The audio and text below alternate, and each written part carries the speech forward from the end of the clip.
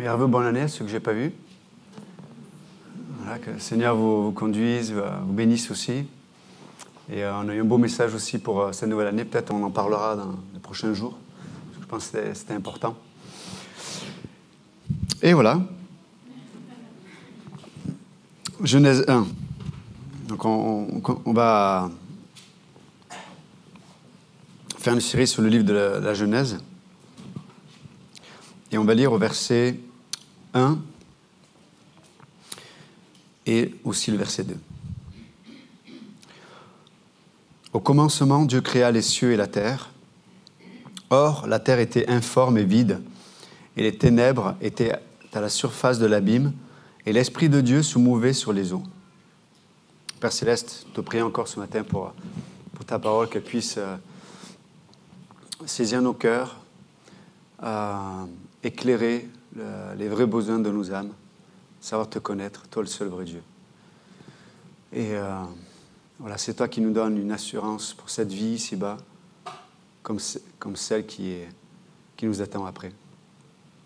Merci Père. Dans le précieux Jésus. Amen. Vous pouvez vous asseoir, merci.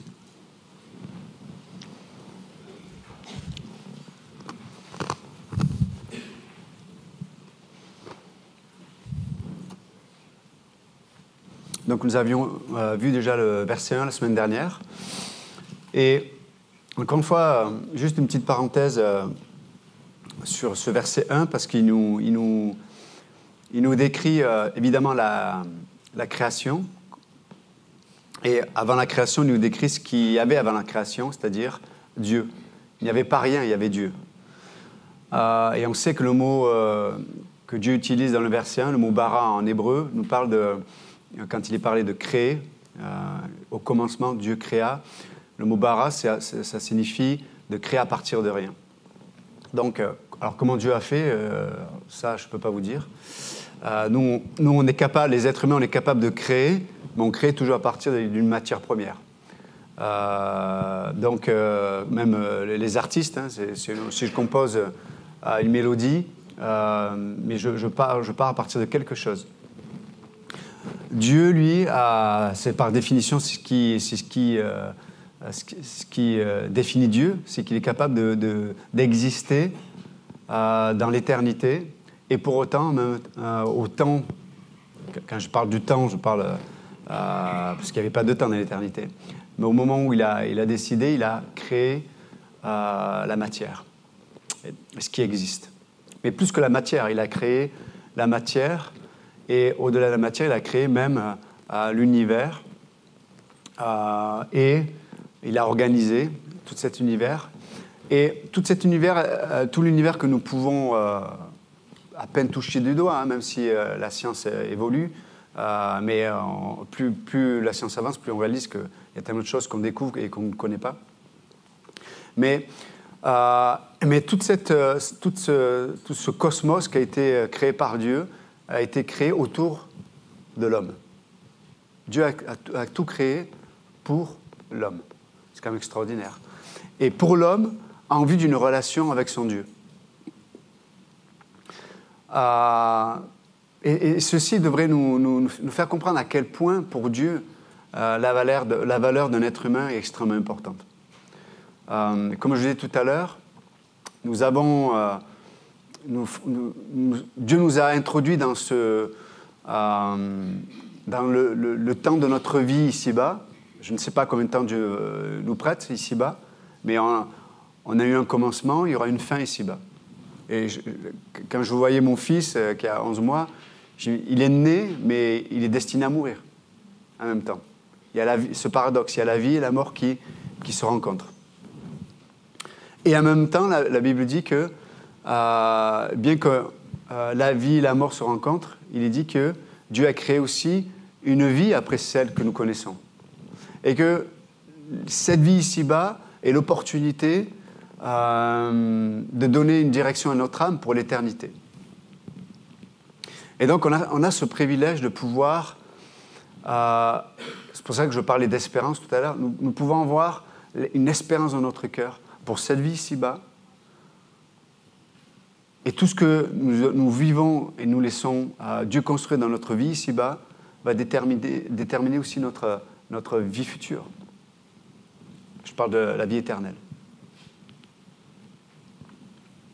Et on sait que, de toute façon, l'homme ne peut pas vivre sans espérance. Même quelqu'un qui ne croit pas en Dieu, quand il est face à la mort, dans son inconscient, il espère qu'il y a quelque chose de mieux qui sera derrière le portail de la mort.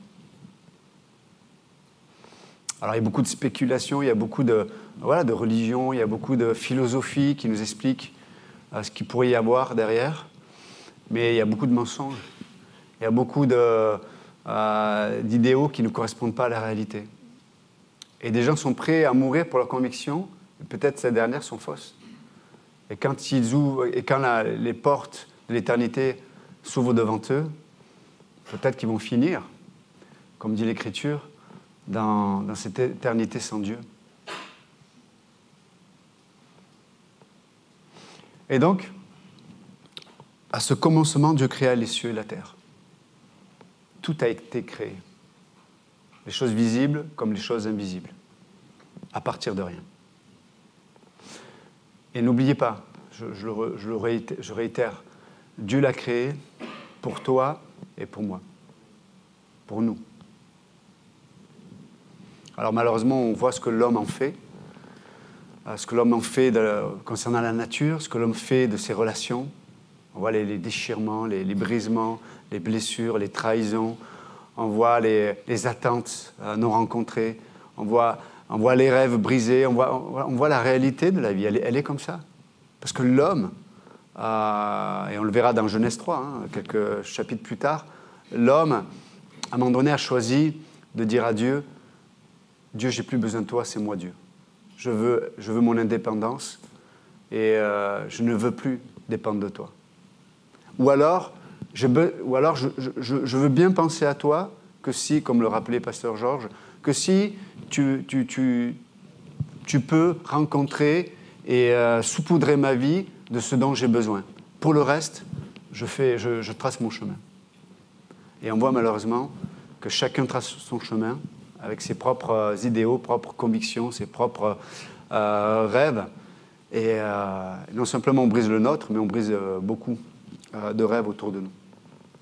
Parce que quand on regarde et quand on suit notre propre chemin, on est face à nos propres limitations.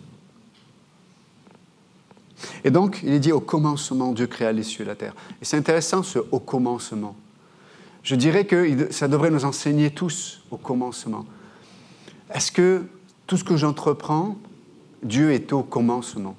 Est-ce que ma façon de penser correspond au Dieu est au commencement? Parce que lorsque Dieu est au commencement, Dieu s'engage pour la suite. Dieu s'engage pour nous donner sa vie même, comme le rappelait Pasteur Georges tout à l'heure, même si, comme notre vie n'est pas de ce monde, peut-être qu'on va vivre des injustices et les embrasser, ces injustices. On va mourir à notre ego, à nous-mêmes, au milieu des injustices. Mais nous, on n'est pas de ce monde.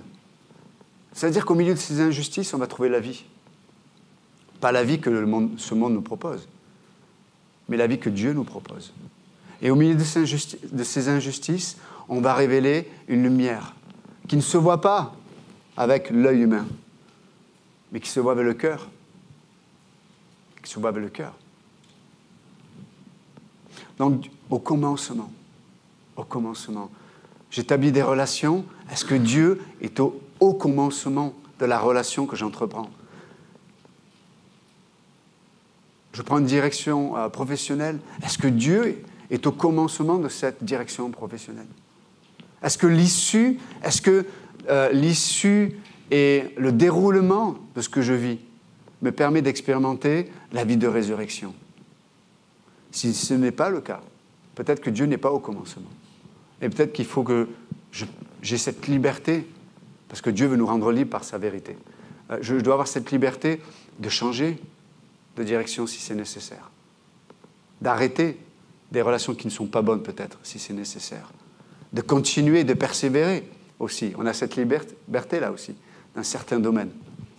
Là où la capacité humaine dit « stop, ça suffit », maintenant on arrête. Je perds trop. Je vais finir par mourir.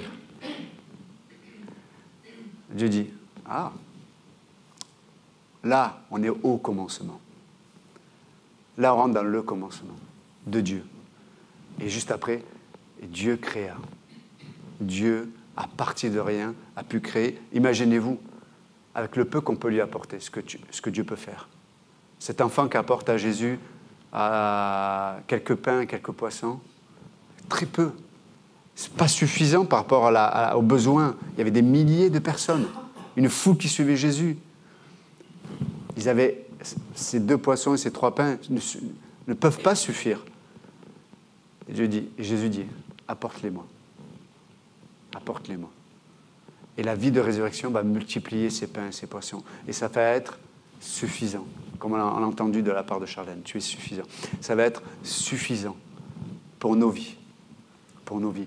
Mais faut-il accepter de rentrer, effectivement, dans une vie qu'on ne connaît pas, dans des lois spirituelles qui nous dépassent, mais qui vont amener mon âme à rencontrer cette vie de résurrection. Parce que notre âme a soif de Dieu.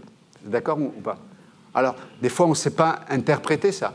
On pense que notre âme a soif d'une sécurité financière, d'une sécurité de ceci, de cela, émotionnelle, d'une relation.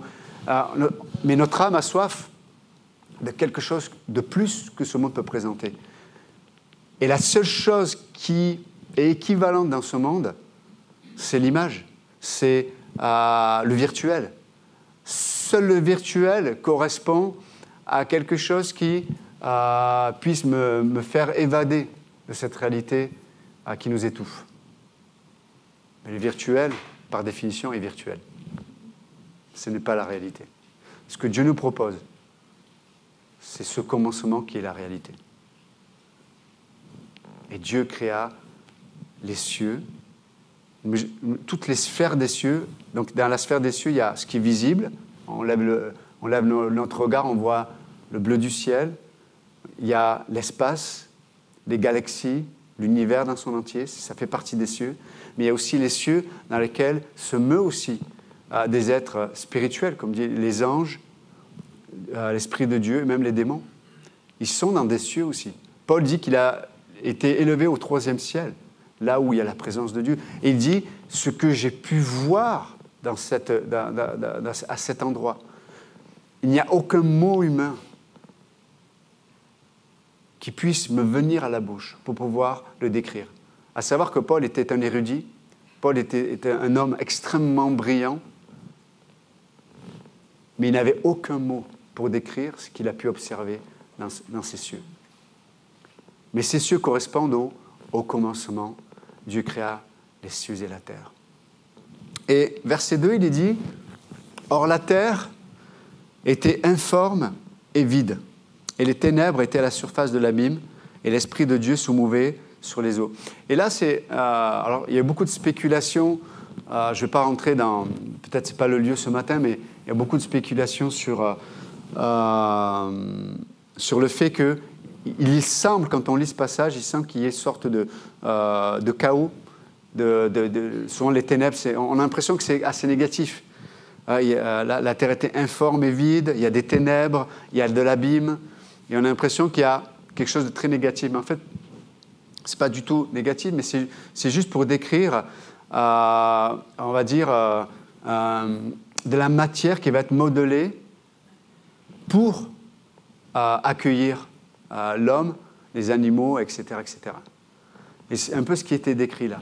Alors certains ont spéculé en disant, mais entre le verset 1 et le verset 2, il y a eu la théorie du gap, c'est-à-dire avant le verset 2, il y a eu une sorte de pré-création où les anges ont été déchus et ça a été,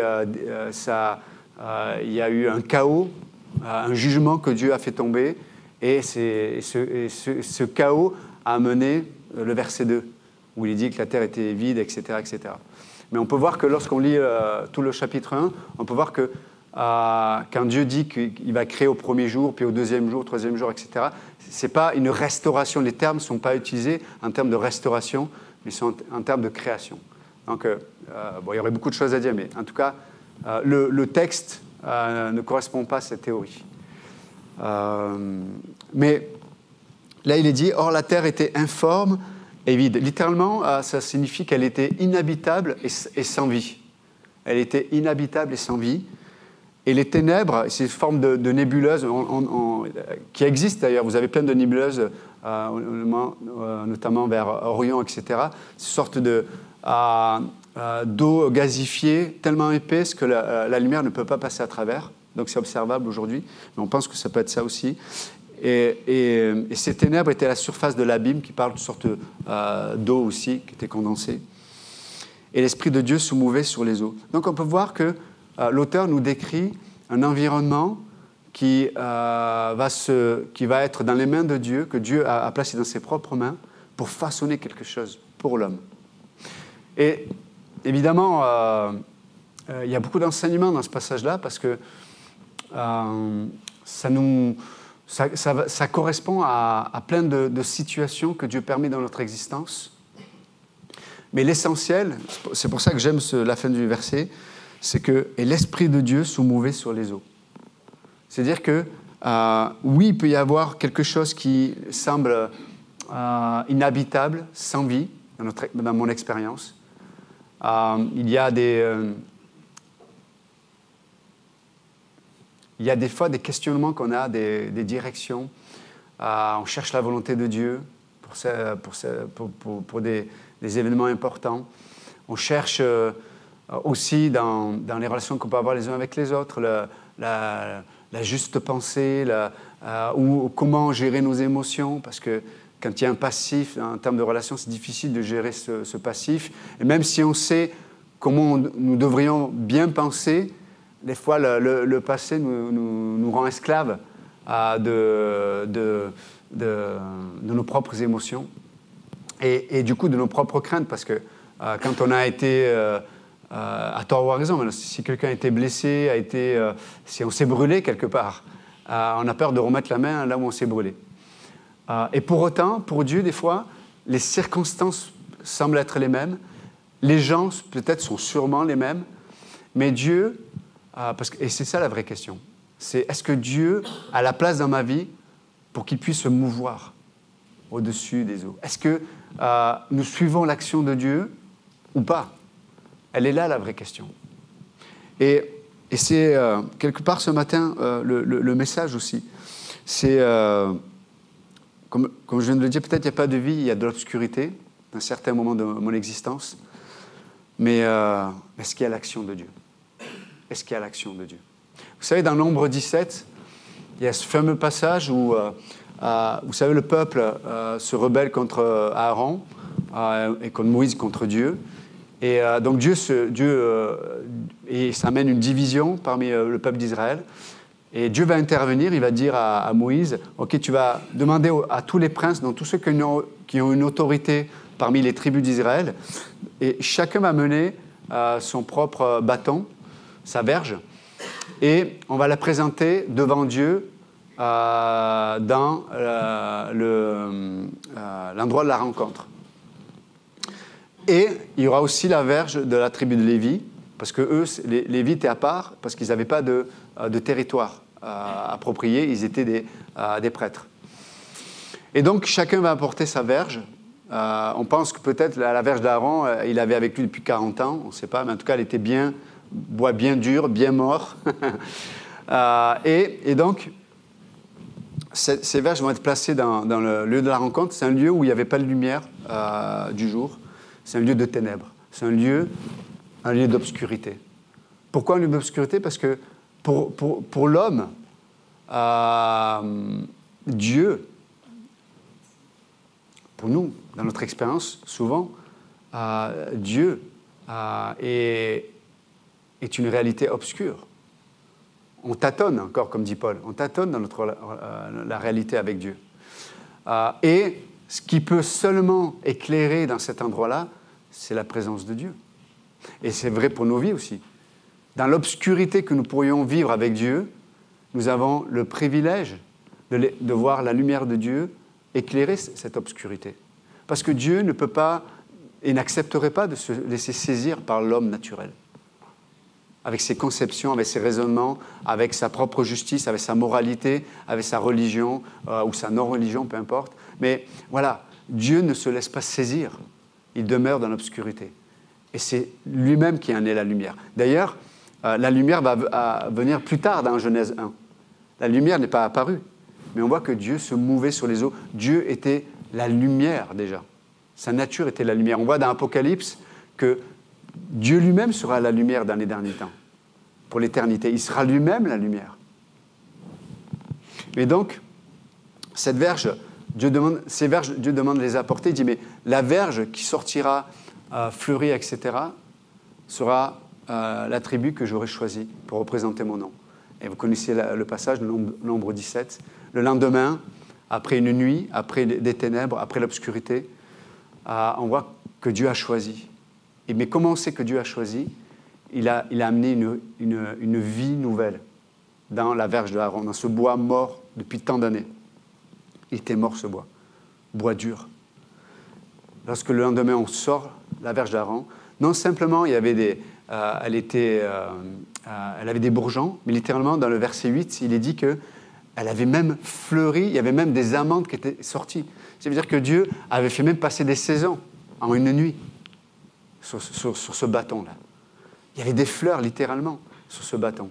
Et c'est exactement le travail que Dieu veut faire dans nos vies. Du moment où Dieu a cet espace pour planer, pour littéralement, dans le passage, il est dit, il se mouvait. C'est-à-dire que Dieu a l'espace pour bouger, pour agir sur nos vies. Du moment qu'il y a cet espace pour Dieu dans nos vies pour bouger, nous allons avoir l'opportunité de vivre la vie de résurrection.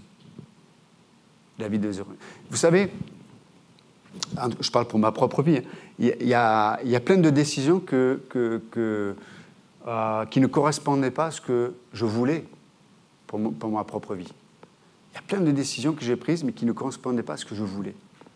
Mais la question, à un moment donné, c'était, dans cette situation, qu'est-ce qui est le plus important ? C'est de faire ce que je pense avoir envie de faire, ou est-ce que je veux prendre une décision qui va m'introduire dans la vie de résurrection ?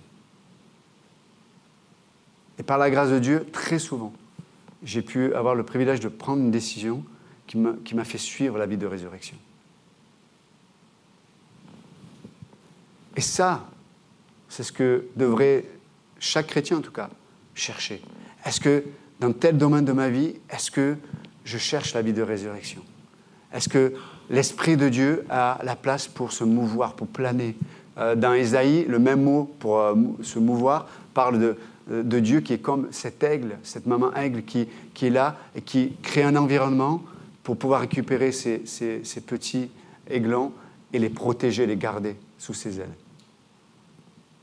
Voilà l'Esprit de Dieu. Est-ce qu'il a la place dans notre existence ? Est-ce qu'il y a des choix, peut-être, qui ne correspondent pas à ce que j'ai envie ? Mais ce n'est pas le problème, en vérité. Ce n'est pas le problème. Ce que je veux poursuivre, c'est la vie de résurrection. Ce que je veux poursuivre, c'est la vie de résurrection. Et ça nous amène à vivre par la foi. Parce que du coup, on arrive comme dans cette circonstance de la création. Il n'y avait pas de lumière. Il y avait des ténèbres. Il y avait des choses qui étaient inhabitables. C'était un désert, littéralement. C'est tohu bohu. C'est le désert. Il n'y a pas de vie. Et pourtant, c'est cet endroit que Dieu a choisi pour se mouvoir. Se mouvoir.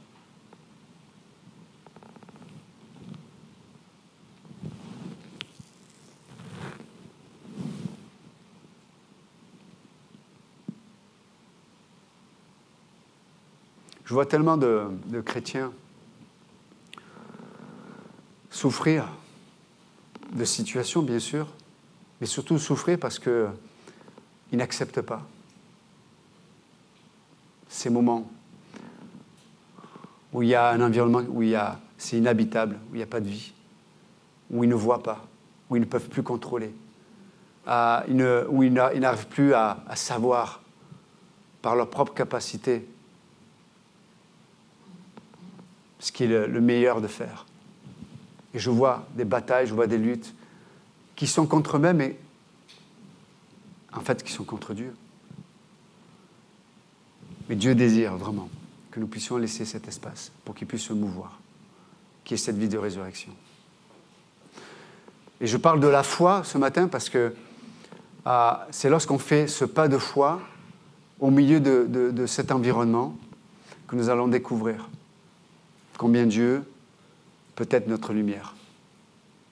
Nous, on cherche des sources lumineuses qui soient naturelles. Mais à ce moment-là, elles n'y sont pas.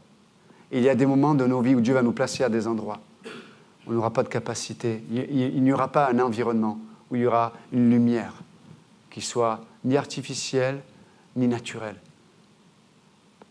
On sera conduit à ce que Dieu lui-même devienne la lumière de notre cœur, de notre réflexion, de notre pensée, de nos émotions. Ça va être indispensable. Indispensable.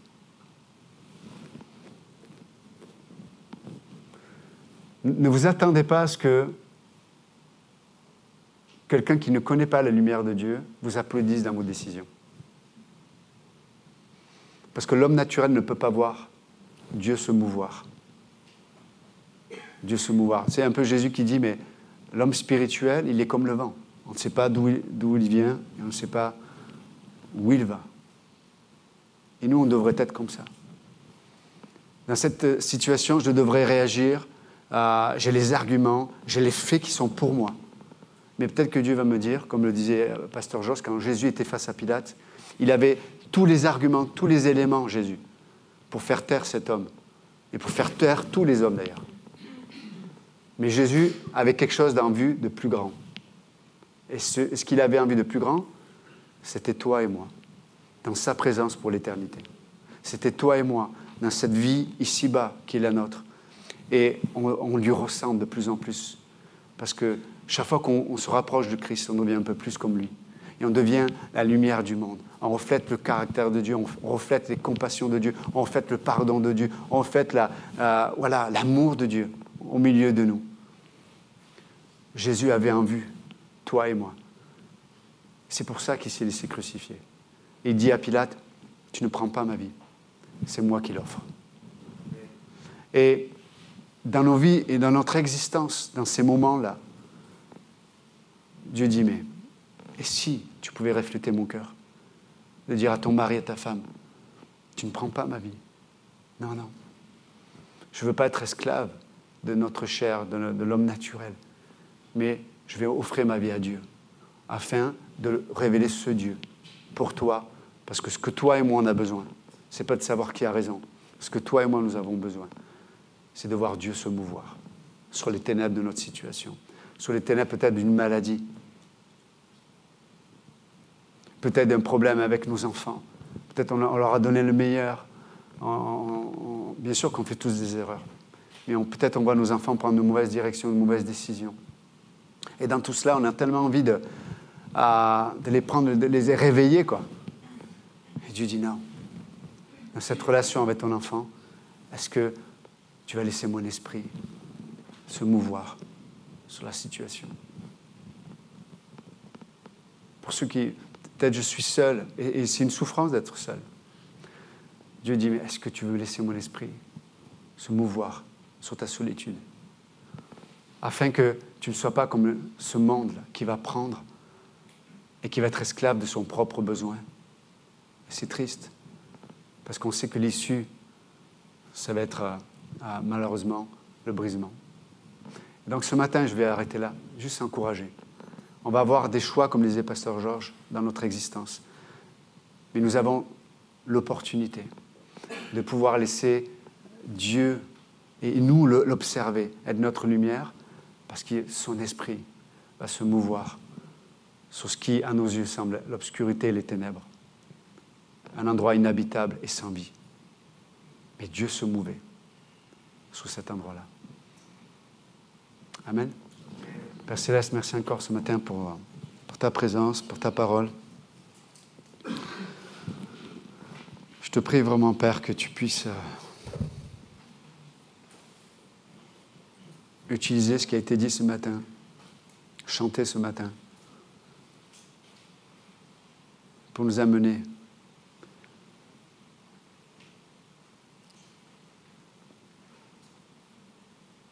à nous placer à l'endroit où on va pouvoir voir ton esprit se mouvoir.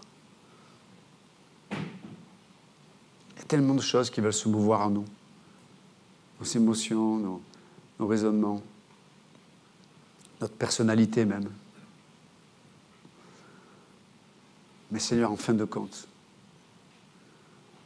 la vie que tu nous proposes ici-bas et pour l'éternité, c'est ce qui est le plus important, la vie de résurrection. Peut-être on peut se sentir comme ce bois mort dans ce que nous sommes en train de vivre. Et pour autant, tu nous as choisis. Et c'est dans l'obscurité que tu amènes la vie de résurrection. Aide-nous, Seigneur, à nous placer et à rester à l'endroit où ton esprit va amener cette vie.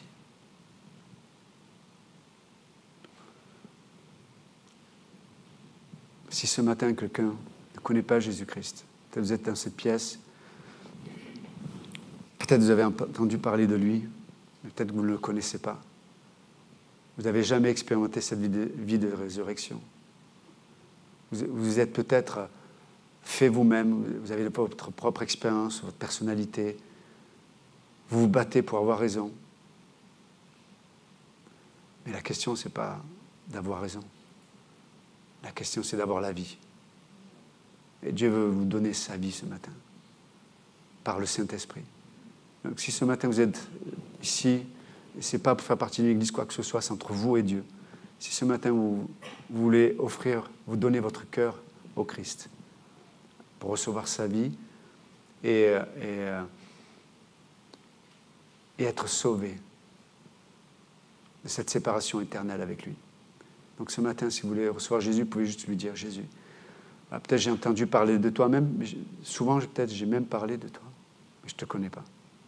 Je ne te connais pas, je ne connais pas cette vie. Je te demande ce matin de venir me sauver. Je crois que tu es mort pour mes péchés. Je crois que tu es revenu à la vie et je veux te rencontrer. Sauve-moi, Jésus. Sauve-moi. Alors que juste les têtes sont baissées, les yeux sont fermés, c'est juste un acte de foi ce matin. Vous pouvez juste brièvement, c'est entre vous et Dieu, dire, voilà Jésus, je te donne ma vie ce matin. Vous pouvez juste lever la main ce matin. Dire, Jésus, je t'offre ma vie. Si quelqu'un a accepté Jésus comme son sauveur ce matin, vous pouvez juste brièvement, juste lever votre main. Et c'est toi, Jésus. Merci pour cette main. Est-ce que quelqu'un d'autre ce matin veut juste s'offrir au Christ? Merci. Merci Seigneur encore pour ta parole ce matin. Te remettons le reste de cette journée. Dans ton bon nom, Jésus, nous prions. Amen. Que Dieu